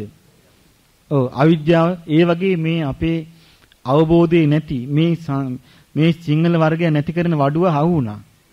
ඒ තමයි කේන්දරේ. ඒ වඩුවා ඉන්නකම් අවිද්‍යාව නැමැති ගේ හදනවා. එයාට ආර්ය සත්‍ය අවබෝධය කරා යන්න බෑ. දැන් අපි ගත්තොත් අපි මෙහෙම කිව්වහම සමහර කියනවා නෑ අපිට නම් කමක් නෑ. අපි ළමයින්ට ඕනනේ. ඒකේ ළමයින්ට අවිද්‍යාව ඕනේ අපිට නැතුණාට කමක් නෑ. ළමයි මතක තියාගන්න පැහැදිලිවම බුද්ධ දේශනාවක් තියෙනවා. මිත්‍යා දෘෂ්ටිකයාට මරණින් මත්තේ උපත් දෙකයි. එක්ක නිරය තිරිසන් යෝනි. ඔය කේන්දර පස්ස යන අයටත් එච්චර තමයි. විහිළුවට කියනවා නෙමෙයි මම. එතකොට කැමතිද ඔබේ දරුවෙක් මරණින් මත්තේ නිරය යනවා දකින්න? මරණින් මත්තේ තිරිසන් යෝනි උපදිනවා දකින්න කැමතිද? අඳුරක නම් ඉන්නේ ඔබ මොකද කරන්න ඕනේ? ආලෝකය දෙන්න ඕනේ නේද? ඔබේ දරුවන්ට මිත්‍යා දෘෂ්ටිය දුන්නේ කවුද? ඔබමනේ දීලා තියෙන්නේ. ඇයි ඔබට මේ මිත්‍යා දෘෂ්ටිය දැන් අයින් කරන්න බැරි? ඒකට තේරෙන්නේ මොකද? ඔබ සත්‍යයට පැමිණිලා නැහැ. සත්‍යයට පැමිණුණා නම් ඔබට සුළු දෙයක්. ඇයි මේ සම්මා දිට්ඨියද වටින්නේ මිච්ඡා දිට්ඨියද? ආර්ය සත්‍යයද වටින්නේ මේ මුලාවද? ඉතින් එහෙනම් ඇයි තමන් ආර්ය සත්‍යය යන්නයි දරුවෝ මුලාවට වැටෙනවට කැමති වෙන්නේ කොහොමද? පුළුවන් ද ආර්ය ශ්‍රාවකයෙකුට ඒක කරන්න? ආර්ය ශ්‍රාවකයෙකුට ඒක කරන්න බෑ. අන්න ඒකෙන් තේරුම් ගන්න. බුදුරජාණන් වහන්සේ වදාළ මේ ධර්මය අවබෝධ කරගන්න නියපොතේ ගත්ත පස් චුට්ටක් පෙන්ලා කියන මෙන්න මේ වගේ චුට්ටක්. අන්න ඒ නිසා මතක තියාගන්න මේ අවබෝධය කරා ඉන්නේ මේ අපි හැමදෑම මනුස්ස ලෝකේ ඉපදුනා. මනුස්ස ලෝකේ ඉපදිලා කෙලවරක් නැතිව මනුස්සාත්ම ලැබුවා කවදාවත් අපට චතුරාර්ය සත්‍ය අවබෝධ කරගන්න බැරි වුණා. මේ ජීවිතේ චතුරාර්ය සත්‍ය අවබෝධය අතට හම්බ වෙච්ච වෙලාවේ අපි කේන්දරේ ලොකු නම් බුදුරජාණන් වහන්සේ පොඩි නම් උන්වහන්සේගේ අවබෝධය පුංචි නම් ඊට වඩා ලොකු නම් කේන්දරේ නැකත තමන්ගේ දරුවන්ටත් ඕනේ ඒක නම් දැන් තේරුම් ගන්න තමන් කොච්චර දුරට බෞද්ධද කියලා. අන්න ඒකෙන් තමයි තේරුම් ගන්න තියෙන්නේ තමන්ගේ තිසරණේ ගැන. තමන්ගේ හෘද වස්තුවට තට්ටු කරලා බලන්න කාටවත් කියලා හරියන්නේ නැහැ මේක. තමන්ගේ හෘද සාක්ෂිය තමයි තමන්ගේ මිත්‍රයා. හෘද සාක්ෂිය තට්ටු කරලා බලන්න. තමන් කොතනද කියලා. අන්න එතකොට තමයි තමන්ට අවබෝධය කරා තමන් යනවද? තමන් අවබෝධය කරා යන්නේ නැද්ද කියන දෙකම තීරණය වෙන්නේ. කෙනෙකුට බලෙන් දෙන්න බෑ. මේක තමන් විසින් අවබෝධයෙන් ඇති කරගatiya යුතු එකක්. පාඩු විදින්න සිද්ධ වෙයි. නමුත් මං බලන්නේ මේ తాවකාලික ලාභයේද හොඳ වටින්නේ සත්‍යයට පැමිණිලා සුගතිය යන එකද? తాවකාලික ලාභය අරගෙන తాවකාලික ලාභයට ග්‍රහණය වෙලා නිරේ යන එකද හොඳ? පාඩු විඳලා සුගතිය යන එකද හොඳ? අන්න බලන්න දැන් එච්චර ඕනේ අපි ගමු වැඩිමනක් කාලයක් ඕනේ අපේම රටේ අපි ගමු මේ ගණින්නාන්සලාගේ යුගයේ හාමුදුරුවරු ඉතින් හිටියේ මේ විකාර දේවල් කරගෙන නමුත් තිසරණේ මිනිස්සුන්ට කොච්චර දීලා තිබ්බද කියනවනම් අර අසවේදුල ඇවිල්ලා ලංකාවේ අම්මලාගෙන් දරුවෝ උදුර අරගෙන අත දරුවෝ ආගම වෙනස් කරපන් නැත්තම් මරනවා කියලා ළමයි උඩ දාලා කඩු ඇල්ලුවා. ඒත් අම්මලා ආගම වෙනස් කළාද? නෑනේ. දැන් කොහොමද වෙනස් කරන්නේ? දැන් බත් පාසලට වෙනස් කරනවා. රස්සාවට වෙනස් කරනවා. කසාදෙට වෙනස් කරනවා. ළමයි ඉස්කෝලේ දාගන්න වෙනස් කරනවා. ඇයි මේකට හේතුව රහස හොයන්න? රහස කේන්දරේ. ඇයි ඒ ඔස්සේ ගියා මිසක් තිසරණේට ආවේ නෑ. ඒ නිසා තිසරණේ වටිනාකම තේරෙන්නේ නැහැ. තිසරණේ පඩ් ගාලා පාවලා දෙනවා. ඉතින් ධර්මය අවබෝධ වෙන්නේ නැහැ. දැන් අපි ධර්මයේ කියනවා. හිතට යන්නේ නැති මොකෙන්ද වැහිලා තියෙන්නේ මේ හෘද වස්තු වැහිලා තියෙන්නේ මොකෙන්ද? මිත්‍යා දෘෂ්ටි වලින්. ඒ මිත්‍යා දෘෂ්ටි නැති වෙච්ච දවසට තමයි ධර්මය විවෘත වෙන්නේ. ඔබට විතර නෙමෙයි මටත් එච්චරයි. මගේ මිත්‍යා දෘෂ්ටි මා තුළ තිබුණා. තිබෙන තාකල් මට ධර්මය විවෘත වුණේ නැහැ. මම මිත්‍යා දෘෂ්ටි අතෑරියා. අතෑරපු දවසටයි මට ධර්මයේ විවෘත වුනේ. දැන් මට ධර්මයේ විවෘතයි. ඒ නිසා ඔබට ධර්මයේ විවෘත වෙන්නේ ඔබ මිත්‍යා දෘෂ්ටි අතෑරපු දවසට. එතකන් විවෘත වෙන්නේ නැහැ. බුදුරජාණන් වහන්සේ දේශනා කළා ඒක මේ වගේ කියලා. ඔන්න කෙනෙක් බුදුරජාණන් වහන්සේ වඩින හැටි බලාගෙන ඉන්නවා. උන්වහන්සේ සිවුර පුරන හැටි බලාගෙන ඉන්නවා. ඉතලා එයත් ඒ විදිහට සිවුර පුරව ගන්නවා. උන්වහන්සේ සිරිපතුල් තියෙන හැටි බලාගෙන එයත් ඒ විදිහටම තියාගෙන යනවා. උන්වහන්සේගේ සිවුර කොනෙකුණත් අල්ලගෙන යනවා. බුදුරජාණන් වහන්සේ වදාලා එයා මිත්‍යා දෘෂ්ටික නම් එයා මගේ ළඟ නැහැ. එයා මට බොහෝම ඈත. නමුත් යම් කිසි කෙනෙක් ඉන්න ගොඩාක් දුර. නමුත් ඒ කෙනා බුදුරජාණන් වහන්සේ වදාළ චතුරාර්ය සත්‍ය අවබෝධ කරගන්න මහන්සි ගන්නවා. මිත්‍යා දෘෂ්ටියෙන් ඈත් වෙලා. අන්න එයා කොච්චර දුර හිටියත් බුදුරජාණන් වහන්සේ ළඟ. ඉතින් ඒ වගේ දැන් බලන්න මේ පුක්කුසාති බුදුරජාණන් වහන්සේ කතා කළා. කතා කළා ඉවර වෙනවත් එක්කම ඔන්න පුක්කුසාති භික්ෂුව බුදුරජාණන් වහන්සේව අඳුනගත්තා. හඳුනගෙන මොකද කළේ? එහෙම වැටුණා සිරිපතුල් ළඟ. වැඳ වැටිලා කියනවා අනේ මගේ ශාස්ත්‍රුන් වහන්සේනේ මේ ළඟට වැඩියේ. අනේ මේ මගේ සුගතයන් වහන්සේනේ ළඟට වැඩියේ. සම්මා සම්බුදුරජාණන් වහන්සේනේ මේ ළඟට වැඩියේ. කියලා මොකද කළේ? සිරිපතුල් අල්ලගෙන වඳින්න පටන් ගත්තා. වඳලා කියනවා අනේ ස්වාමීනි භාග්‍යතුන් වහන්සේ මම ආශ්මුතුන් වහන්සේ කියලා ඔබ වහන්සේට ප්‍රකාශ කළේ මන් දන්නේ නැතුව මගෙන් වෙච්ච වැරද්දක් ඒක මට සමාව ලැබෙනසේක්වා කියලා. ඉතින් බුදුරජාණන් වහන්සේ සමාව දුන්නා. ඊට පස්සේ කියනවා අනේ ස්වාමීනි මාව උපසම්පදා කරන්න. ඒ භික්ෂුව බුදුරජාණන් වහන්සේ ඇහුවා පින්වත් භික්ෂුව ඔබට පාත්‍ර සිවුරු සම්පූර්ණයිද? ටික ස්වාමීනි මට සම්පූර්ණ නැහැ.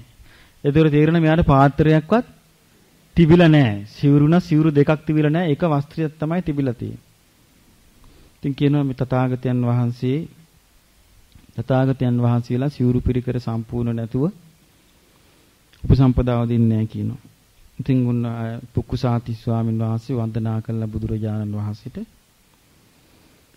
ඔන්න සිවුරු පිරිකර හොයන්න පිටත් වුණා. දැන් කොහෙන් හරි පාත්‍රයක් හොයාගන්න ඕනේ. සිවුරක් හොයාගන්න ඕනේ. පිටත් වෙලා ගියාම පිස්සු හැදිච්ච ගව දෙනක් පාරේ අයින ඉඳලා මෙයාව දැකලා ඇන්නා. එහෙමම වැටුණා.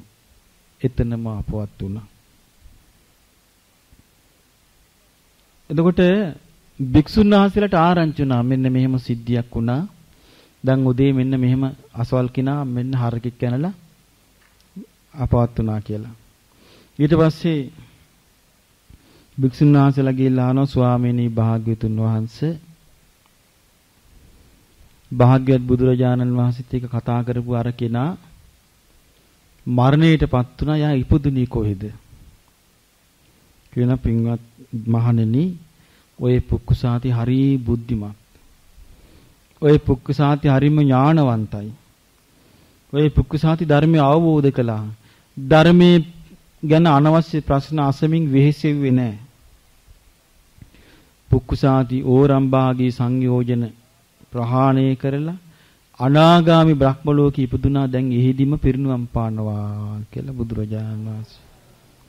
දැන් මේකෙන් එකක් පැහැදිලි. බුදුරජාණන් වහන්සේව අඳුනගත්තේ මොකෙන්ද? ධර්මයෙන්. එහෙනම් අපේ රටේ මතයක් තියෙනවා මේ බුදු පිළිම වහන්සේලා ඕනේ පුංචි ළමයිටත් පෙන්වන්න. මේවා ඕනේ අඳුනලා දෙන්න ඕනේ කියලා. මේ අදහස මොකද්ද? හරිද වැරදිද? වැරදි අදහසක්. මේ මිත්‍යා දෘෂ්ටික අදහස් ඒවා. ඒ චූටි ළමයෙකුට ධර්මයේ තුලින් බුදුරජාණන් වහන්සේ දකින්න බැරිද? ඕන තරම් පුළුවන්. ඕන තරම් පුළුවන්. දැන් අපි දන්න පවුලක ඉන්නවා මේ පොඩි දරුවෙක් අවුරුදු 7යි වයස ගෑනු දරුවෙක්. මේ අපේ පොත් ඔක්කොම කියවනවා. 7 අවුරුදු වයස් දරුවෙක්.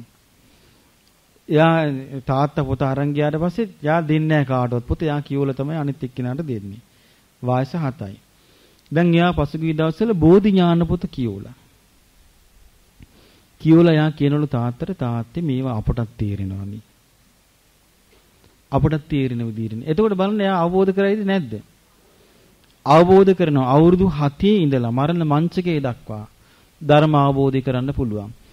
නමුත් බොහෝ දෙනෙක් ධර්මය අවබෝධ කරලාද මැරුණේ? නෑ. ධර්මයේ දැකලා නෙමෙයි මැරුණේ. ඇයි බොහෝ දෙනෙක් දකින්න හදන්නේ බුදුරජාණන් වහන්සේ කොහෙන්ද? පිළිම වලින් දකින්න හදන්නේ. නමුත් කවදාවත්ම උන්වහන්සේ අපිට පිළිම වහන්සේලා තුලින් දකින්න බෑ.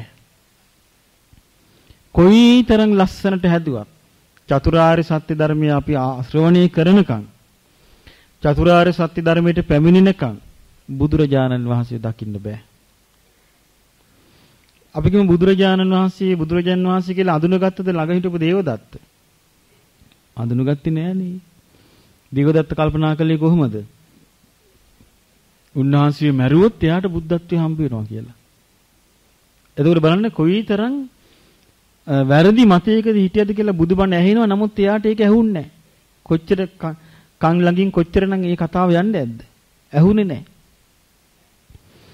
එතකොට මේකෙන් තේරෙනවා ධර්මයේ දැකීමෙන් තමයි බුදුරජාණන් වහන්සේව දකින්න තියෙන්නේ. ඒ ධර්මයේ දකින්න ඔබේ සිත විවෘත කරගන්න. ඔබ කැමති නැද්ද ඔබේ දරුවන් මාර්ගඵල ලබනවට? නමුත් දරුවන් මාර්ගඵල ලබන්න නම් දරුවන් සම්මාදිට්ඨිය තුල ඉන්න ඕනේ නේද? දරුවන් මිත්‍යා දෘෂ්ටික හිටියොත් මගඵල ලබයිද? නෑ. කවුරුත් ලබන්නේ නෑ. හැමෝම ධර්මාබෝධය කරොත් තමයි මාර්ගඵල ලැබුවොත් විතරයි නිදහස් වෙන්නේ. දැන් උදේ ඔබට මතක ඇති නිරේ ගැන අපි කතා කළා. මේ නිරේ පිළිබඳ ප්‍රශ්න අපට නැද්ද? සමහරට අපි ගිය ජීවිතේ නිරේ ඉඳලාද කොහොමද දන්නේ මේ ඇවිල්ලානේ දැන්? එතකොට මේ ජීවිතයේදී චතුරාර්ය සත්‍ය අවබෝධ කළොත් විතරයි අපට පැහැදිලිවම පිළිසරණක් තියෙන්නේ. මේ පිළිසරණ අපිට ඇති කරගන්න නම් අපි හැමතිස්සෙම හොඳට නුවණ පාවිච්චි කළා. ධර්මයේ පිළිබඳ පැහැදිලි දැනීමකින් ඕනේ. වෙන කිසිම මාතෘකාවක් අපි ධර්මයේ සම්බන්ධයෙන් ගන්න නැතුව. ඒ කියන්නේ පැහැදිලිවම අපේ හිතවල තියෙන්න ඕනේ එකම එක ඉලක්කයයි. තිසරණේ සමාදන් වීම. මොකද්ද ඉලක්කය? චතුරාර්ය සත්‍ය අවබෝධයේ පමණයි අපේ ජීවිතවල තිබිය යුතු ඉලක්කය. ඊළඟ මේ ඉලක්කය තුල ඉන්නවා නම් අපි සරණ යා යුත්තේ එකම එක ධර්මයයි. මොකද්ද ඒ ධර්මය? බුදුරජාණන් වහන්සේ වදාළ ශ්‍රී සත්‍ය ධර්මයේ විතරයි. ඉතින් ඊට අමතරව අපි වෙනේන එක එක දේවල් සරණ ගියොත් අපිට සරණක් ඉතුරු වෙයිද? ඉතුරු වෙන්නේ නැහැ. අපි සරණ කිලුටු වෙනවා. බුදුරජාණන් වහන්සේ වදාළ මේ උපාසක ඒ කියන්නේ ගිහි ශ්‍රාවකයා ගැන කියද්දී එයා බුදුරජාණන් වහන්සේගේ ශ්‍රාවකයා න කෝතුහල මංගලිකෝ හෝති. කෝතුහල මංගලිකෝ කියන්නේ කුතුහලයේ ඇති කරන මංගල කාරණා වලට යන්නේ නැහැ. කුතුහලයේ ඇති කරන මංගල කාරණා කියන්නේ ඕවා තමයි. කේන්දර බැරිලි, පාරිස්සයකට වතුරු කලයක් අරගෙන එන එක, ගෙයින් එළියට බයින් එකට කිරි වීදුරුවක් අල්ලන එක, මේ ඔක්කොම ගේ අලුතෙන් ගේකට යනකොට කිරි උතුරන එක මේ ඔක්කොම අයිති වෙන්නේ උපාසක පරිහානියට. ඒ ඔක්කොම මංගල කාරණාවල් හැටියට සම්මත කරගන්නේ තිසරණේ නැති එක්කෙනා. තිසරණේ තියෙන කෙනා ඒව කරන්නේ නැහැ. තිසරණේ තියෙන කෙනා අලුතෙන් ගෙදරකට ගෙවදිනු නම් මොකද කරන්නේ? ඔව් ගිහලා තුනුරුවන් සිහි කරලා පිරිත් කියලා පිරිත් වතුර ටිකක් ඉහයි. කිරි උතුරවන්න යන්නේ නැහැ. අය මිත්‍යා දෘෂ්ටි යන්නේ නැහැ. ඒවා මිත්‍යා දෘෂ්ටි වලට අයිති. ඉතින් අපට පිළිහිටන්නේ නැත්තේ ධර්මයේ ඔන්න රහස. ඔන්න මිත්‍යා දෘෂ්ටි හදන වඩුව. අන්න ඒකයි. එතකොට තේරුම් ගන්න. මේ අපේ ජීවිතවලට ධර්මය අවබෝධ කරන්න නම් පැහැදිලිවම තියෙන්න ඕනේ. චතුරාර්ය සත්‍ය ගැන පැහැදිලි තේරුම් ගැනීමක්. අනිත් සියලු දේම වෙනස්ව බුදුරජාණන් වහන්සේ පේනවා නම් අනිත් සියලු ධර්මයෙන් වෙනස්ව බුදුරජාණන් වහන්සේ වදාළ ධර්මයේ පේනවා නම් අනිත් සියලු පිරිසෙන් වෙනස්ව බුදු පිරිස පේනවා නම් අන්න එයාට තිසරණේ තියෙනවා. එහෙම නැත්නම් සමහරු කියාගෙන එනවා නෑ මේ ඔක්කොම එකයි. ඌවා මොකද්ද හේතුව? ඕකේ බුද්ධ ආගමනේ කියන්නේ ඔය කර්මඵලනේ කියන්නේ ඔය කේන්දරේ. එතකොට ඒකේ තේරුම මොකද? එයාට එතකොට කේන්දරේ බුදුරජාණන් වහන්සේගේ ධර්මයයි සමානයි. අන්න මිත්‍යා දෘෂ්ටියක්. එයා මේ මිත්‍යා දෘෂ්ටියත් නොවැර හිටියොත් එහෙම එයා නිරයයි. අන්න එහෙමයි වෙන්නේ. මතකද මං උදේ වරුවේ කිව්වා ධර්ම අවබෝධ නොකරන එක්කෙනාගේ ජීවිතේ මොකක් වගේද? අන්න වතුර වීදුරුවක් වගේ. වතුර වීදුරුවක වතුර ලුණු රස වෙන්න පුංචි ලුණු කැටයක් ඇති. ඒ වගේ අපේ ජීවිත චතුරාර්ය සත්‍ය අවබෝධ නොකළොත් නිරේ උපදින්න තිරිසන් ලෝකේ යන්න පොඩි වරදක් ඇති.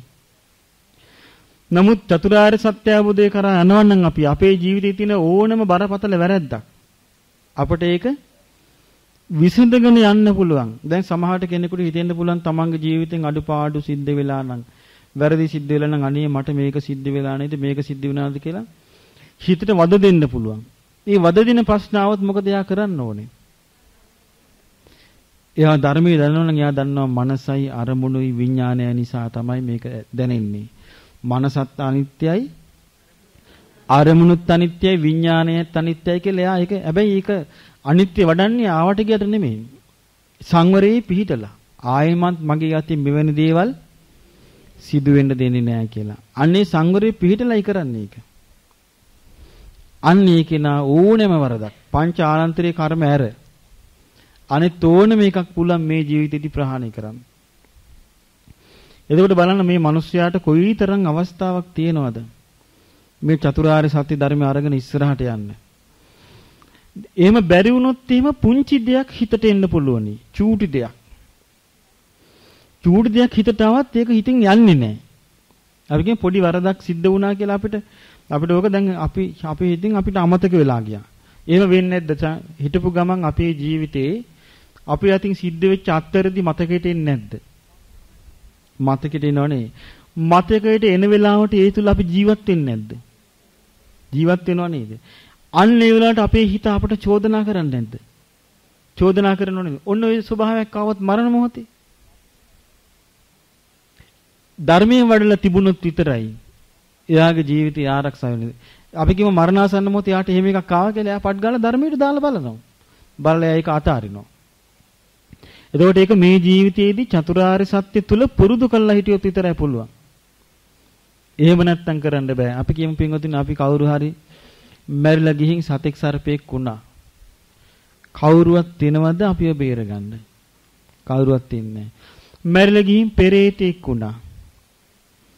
ඊට පස්සේ කවුරුත් තිනවද අපිව බේරගන්න?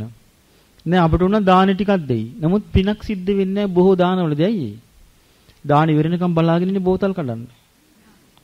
නෑ විහිළු නෙමෙයි ඇත්තම කියන්නේ මේ. බෝතල් කඩන්න බලාගෙන ඉන්නවා. චේතනාව තුළ පිනක් රැස් වෙනවද? ගෞරවයක් මුකුත් නෑ. ඒ වෙලාවටත් මොනවා හරි අදකුද කී දැන් ඔයගොල්ලෝ ඔන්න එනවා දැන් කාලයයි. කියලා එහෙමනේ කියන්නේ. එහෙම කී තමයි දාන දෙන්නේ. කොහෙද පිනක් සිද්ධ වෙන්නේ? ඉතින් පෙරේතයෙකුටවත් පිනක් ගන්න විදියක් නෑ. ඉතින් කවුරුහරි පෙරේතෙක් වුණොත් එහෙම ඉවර නෙමේ ජීවිතේ. නිරේගිය කතා කරන දෙයක් ඇත්තෙම නැහැ. අන්න එහෙම බලනකොට ජීවිතයට ආරක්ෂාව මේ ජීවිතයේදී ඇති කරගත යුතුයි. මේ ජීවිතයේදී ඇති කරගන්න ආරක්ෂාව තමයි සැබෑම ආරක්ෂාව. ඉතින් තමන් මෙහෙමයි තියෙන්නේ තමන්ට අවංකවම හෘද සාක්ෂියට එකඟව කැප වෙන්න පුළුවන්කම තියෙන්න ඕනේ. සමහර ඉන්න කොච්චර කිව්වත් තේරෙන්නේ නැහැ. ඒ අය මොකද කරන්න ඕනේ? තේරුම් ගන්න ඕනේ. මොකද මේ කාරණේදී වැදගත් වෙන මෙන්න මේක මතක තියාගන්න. ධර්මයේ හැසිරෙන්න ඕනේ සිදුරු හොයන්න බලාගෙන නෙවෙයි ධර්මය අහන්න ඕනේ. සිදුරු හොයන්න ධර්මය අහනවා කියන්නේ මොකද?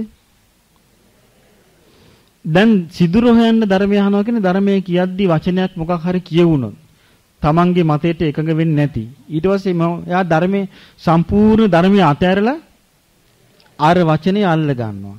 අර වචනේ අල්ලගෙන ඉතින් බැන යනවා. ඊට පස්සේ ගිහලා තවත් කාටවත් කියන ඔන්න අපිත් ගියා අහන්න ඔන්න මෙහෙම කිව්වා මෙහෙම කියලා අර සිදුර තමයි උලුප්පා කතා කරන්නේ. අන්න ඒකට කියන රන්ද ගවේසි කියලා. පාලි වචනේ. බුදුරජාණන් වහන්සේ වදාළේ ඒක කරන්නේ උපාසක චණ්ඩාල. අන්න උන්වහන්සේ පාවිච්චි කරපු වචනේ. දැන් බලන්න එතකොට ධර්මයේ හැසිරෙන කෙනෙක් කොච්චර පරිස්සම් වෙන්න ඕනද? නියම විදිහට ධර්මයේ තෝරලා බේරලා ගන්න ඕනේ. අපි ගත්තොත් එහෙම අපි දොඩම් ගෙඩියක් ගත්තා. අපි ලෙල්ලත් එක්කම කනවද? මොකද කරන්නේ අපි? ලෙල්ල අයින් කරනවා. අන්නාසි ගෙඩියක් ගත්තා. අර කටුත් එක්කම කනවද? නෑ. මොකද කරන්නේ? ඒක කටු අයින් රැහැලා දානවා. අන්න ඒ වගේ සද්ධර්මයේ ගන්නකට නියම සද්ධර්මයේ තෝරලා බේරලා ගන්න Tamanට පුළුවන් වෙන්න ඕනේ. අන්න ඒකින හරියටම ඉලක්කයට අල්ල ගන්නවා මොකද්ද? මේ ධර්මයේ මම අවබෝධ කරන්නයි මම මේ අහන්නේ. මම චතුරාර්ය සත්‍ය අවබෝධ කිරීම පිණිසයි මේ ධර්මය මම ශ්‍රවණය කරන්නේ. මට මේ චතුරාර්ය සත්‍ය අවබෝධ කිරීම මිසක් මට මේක වෙන ඉලක්කයක් නැහැ කියලා පැහැදිලි මතයක ඉන්නකොට කිසිසේත් බය වෙන්න එපා. ධර්මය අවබෝධ වෙනවා. ධර්මය ඔබේ හිතට ඔබටම තේරෙයි කාලයක් යනකොට. කාලෙත් දැන් ඔබට තේරෙවි කන්දක් නගින්න හදනකොට අමාරුයි. ඔබට තේරෙවි. කන්ද නගින්නකොට ඔබට ඉස්සෙල්ලා වැටෙයි. ආයෙත් අමාරුවෙන් නැගගෙන ගිහිල්ලා කන්ද උඩට ගියාට පස්සේ ඔබට බිම ඉන්න අය පෙනෙයි. එතකොට බලයි මම දැන් හැහෙන උඩනේ ඉන්නේ. මම දැන් කන්දර නැගලානේ කියලා. ඒ වගේ ටිකෙන් ටික ධර්මයේ පුරුදු කරන කාලේ අමාරුයි. නමුත් ඔබ උත්සාහයෙන් වීරියෙන් ධර්මයේ හැසිරෙනකට කාලයක් යනකොට ඔබට තේරෙයි මා තුළ දැන් මිත්‍යා දෘෂ්ටි නැහැනේ. මා තුළ දැන් සම්මා දිට්ඨිය තියෙනවානේ. දැන් ඔබට හොඳට වෙනස තේරෙයි මිත්‍යා දිට්ඨිය තියෙන එක්කෙනාව. ඒ දවස්වල ස්වාමීන් වහන්සේ මෙහෙම කියන එකට අපිටත් හිත තැළුණා තමයි අපිත් ඔය වැය හිටියා. නමුත් දැන් තේරෙනවනේ අපිටත් අවබෝධ වුණානේ දැන් කියලා. අන්න එදාට ඔබට තේරෙයි. අන්න ඒකයි මේ කියන්නේ. මේ දුර්ලභ අවස්ථාවක් ධර්මයේ ලබා ගන්න. ඉතින් ඒ නිසා ඔබ ඒ විදිහට ධර්මයේ කරා යන්න ඔබට ධර්මයේ ටිකෙන් ටික අවබෝධ වෙනකොට ඔබේ ජීවිතයේ තුලින්ම ඔබ ධර්මයේ දකින්න පටන් ගනී. අන්න එතකොට ආරක්ෂාව ඔබට තියෙනවා. ඉතින් ඒ සඳහා ඔබට වහා උතුම් වූ චතුරාර්ය සත්‍ය ධර්මයේම අවබෝධ වේවා. සාදු සාදු සාදු.